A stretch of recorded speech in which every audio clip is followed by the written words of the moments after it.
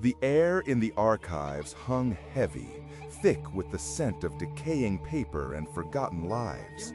Dust motes danced in the single shaft of moonlight that pierced the gloom, illuminating stacks of leather-bound tomes that seemed to lean in, whispering secrets only the dead could comprehend.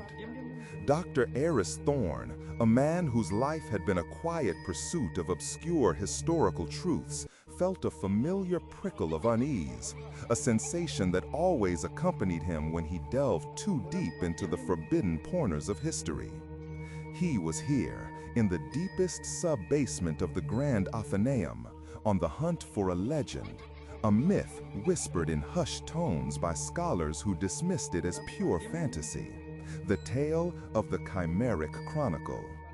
For years, Aris had been piecing together fragments, anomalies and ancient texts that hinted at a civilization far older, far more advanced than recorded history allowed.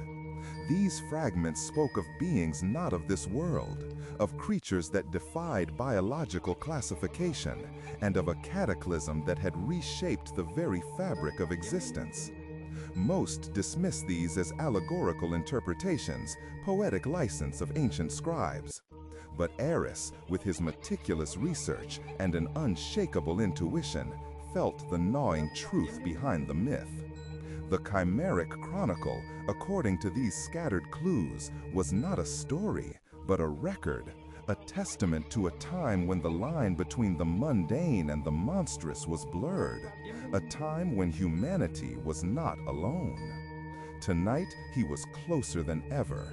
He'd followed a trail of breadcrumbs, from a Sumerian cuneiform tablet mentioning sky serpents with eyes of burning stars, to a cryptic passage in an alchemical manuscript describing the unmaking and remaking of flesh by the hand of the ancient ones. Each clue led him deeper into the labyrinthine archives until he stood before a colossal iron-bound chest, its surface etched with symbols that pulsed with an almost imperceptible chilling energy. This chest, according to his deductions, held the key. His gloved hands trembled as he approached, the cold of the iron seeping through the fabric. The lock was unlike any he'd ever seen, a complex arrangement of rotating discs and inscribed runes. He'd spent months deciphering them, cross-referencing with forgotten dialects and astrological charts. With a series of precise clicks and a low, resonant hum, the mechanism yielded. The heavy lid groaned open, revealing not scrolls or codices, but a single obsidian-like tablet shimmering with an inner light. As he lifted it, a wave of nausea washed over him, the air around him growing frigid. The tablet was cool to the touch, impossibly smooth. He held it up to the sliver of moonlight, and the surface began to swirl, not with ink, but with images, shifting and reforming like a fever dream made manifest. These were not drawings, but memories, imprinted onto the very essence of the obsidian. He saw colossal cities, not built of stone and mortar, but of iridescent crystal that reached impossibly high into alien skies. He saw beings of light and shadow, their forms fluid, their movements graceful yet unnerving. And then he saw them, the creatures. They were indescribable in their terror. They were not born of Earth, but of some primal cosmic chaos. Some possessed multiple limbs that moved with an unsettling, independent rhythm. Others were vast, amorphous entities that seemed to absorb the light around them. There were winged behemoths with eyes that dripped molten gold, and serpentine horrors with scales like fractured obsidian, their roars echoing not through the air, but through the very marrow of his bones.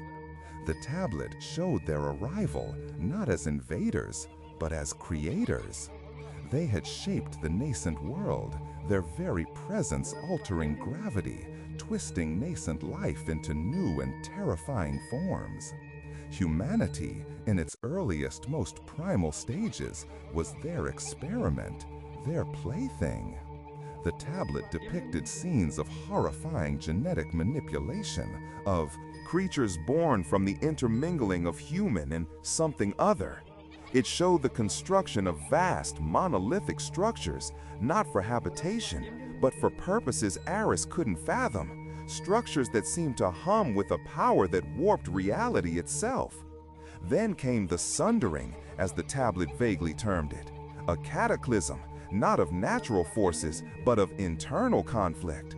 The creators turned upon each other, their cosmic power unleashed in a devastating war. The cities of crystal shattered, the alien skies bled fire. The very planet convulsed, and the monstrous creations, the abominations, were scattered, their forms warped further by the unleashed energies, their existence reduced to fragmented echoes of their former glory. Some were driven into the deepest caverns, others into the unexplored oceans, and some, the tablet hinted, were imprisoned, their essence bound to specific locations, waiting. Aris's breath hitched. The fear wasn't just a prickle anymore, it was a suffocating shroud. He saw how the legends of dragons, krakens, and even the more terrifying aspects of mythological demons were not mere stories, but fractured memories, echoes of these ancient beings imprinted on the collective unconscious of humanity. The Chimeric Chronicle was the Rosetta Stone to a forgotten epoch, a testament to a reality far more terrifying and wondrous than humanity had ever dared to imagine. But the tablet wasn't finished. It shifted, focusing on a specific image, a vast subterranean complex etched with symbols identical to those on the chest he had just opened. And within it, a figure, humanoid, yet unnaturally tall, with skin like polished bone and eyes that glowed with an eerie emerald light. It was a creature from the early stages of the creator's experiments, a hybrid, seemingly intelligent, seemingly aware. And it was looking directly at Aris.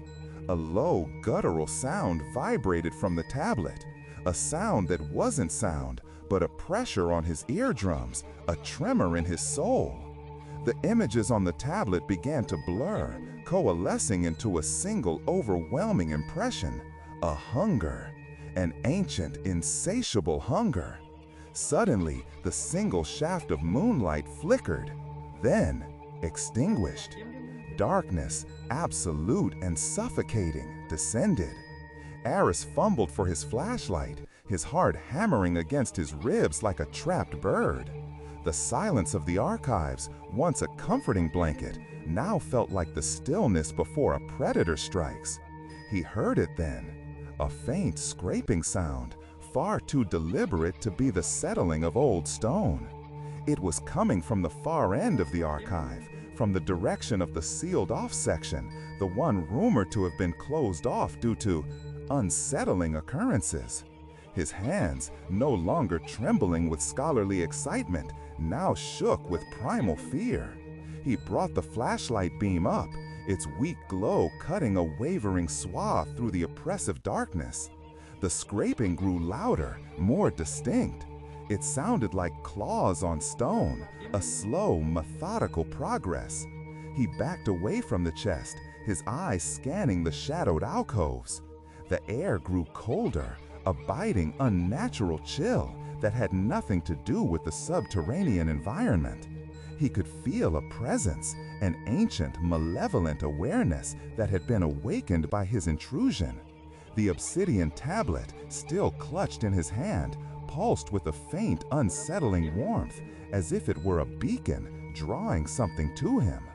A shadow detached itself from the deeper darkness at the end of the corridor. It was impossibly tall, its form indistinct, wavering like heat haze, yet undeniably solid.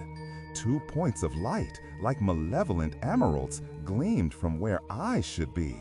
The scraping sound intensified, accompanied now by a faint, wet clicking, like chitin on bone. Aris stumbled backward, tripping over a discarded crate. The flashlight flew from his grasp, its beam spinning wildly before clattering to the floor, casting grotesque, dancing shadows that seemed to mock his terror. He was plunged into darkness again, but it was no longer empty. It was filled with the presence of the thing that was now moving towards him with horrifying speed. He scrambled to his feet, his breath coming in ragged gasps. He could feel the floor vibrate with each of its heavy, unnatural footsteps. The clicking and scraping were now right behind him. He could almost feel the cold radiating from it, a cold that leached the life from everything it touched. He didn't dare turn around. His mind, trained in the rational, the verifiable, was now a battlefield of primal terror. The Chimeric Chronicle hadn't just revealed the past, it had opened a door. He had unearthed the truth that humanity was not meant to know, and in doing so, he had become the catalyst for its reawakening. He heard a low hiss, a sound that seemed to vibrate through his very teeth. Then, a crushing weight descended upon him. He felt a tearing sensation, a pain so intense it momentarily eclipsed his fear. The obsidian tablet slipped from his grasp, clattering on the stone floor, its inner light now a dying ember. The last thing Aris Thorne perceived was the overwhelming sensation of being consumed, not by flesh, but by an ancient, chilling emptiness. The archives, once a sanctuary of forgotten knowledge, had become a tomb, a testament to the terrifying reality that some legends are not merely stories, but warnings. And humanity, in its arrogance, had chosen to ignore them until it was far, far too late. The discovery that would change human history had happened, but not in the way anyone would have ever dared to imagine.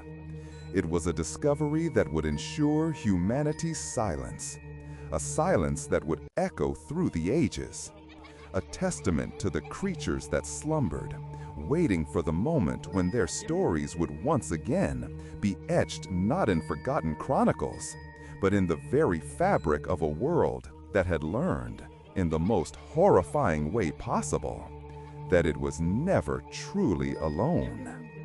The archives, once a silent, holding their secrets, waiting for the next curious soul to stumble upon the truth, and perhaps to become part of it.